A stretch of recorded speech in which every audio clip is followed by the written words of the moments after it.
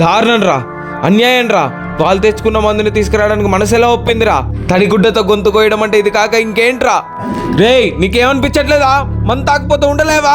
మన కోసం తెచ్చా, మొత్తం తాగే వాళ్ళు లేకపోతే ఉన్న స్టఫ్ వదిలేసి వచ్చా.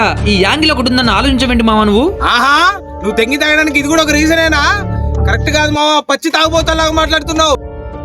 ఓ ఫ్రెండ్ పెళ్లికెళ్ళి వాడిచ్చిన మంది తెచ్చి అందరు తాగాల్సింది నువ్వు ఒక్కడే తాగుతా అంటున్నావు. చిన్నప్పటి నుంచి ఇస్తున్నా, వాడు మంచోడు కదా. చూస్తున్నావు వాడిని, నీకు తెలుసుగా వాడు మంచోడని. నువ్వు వాడు ఇక్కడే ఉండగా పాతికేళ్ళ నుంచి తాకుండా నువ్వు ఇప్పించొచ్చుగా మరి నాకు. చేతులైతే చెయ్యి, లేదా అన్ని మూసుకు కూర్చో. ఊరికే అరవకు.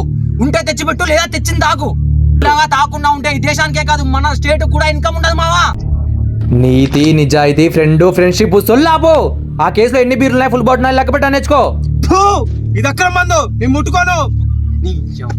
ఇది నా దగ్గర మందు, ఇది నీ దగ్గర స్ప్రైట్. ఇది నీతి, ఇది అవినీతి. నీతి కలిపి బాగా చెప్పు చెప్పు. ఇందులో నీ స్ప్రైట్ ఏది, నా మందు ఏది? చెప్పు చెప్పు మావా. నా మందులో ఉన్న మొత్తం నీ స్ప్రైట్ లో లేదు. వేస్తారు కదా బాటిల్ మీద, సింహాల మీద మద్యపానం హానికరం అని. కానీ దేశంలో జరిగే కొన్ని యాక్సిడెంట్ కి మొదటి సాక్షి ఇదే.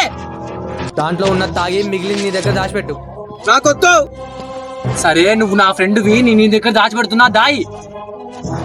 రేయ్, ఇప్పటికిప్పుడు మీ అయ్యి వచ్చి నిన్ను కొట్టుకోకపోతే బాగుంటది.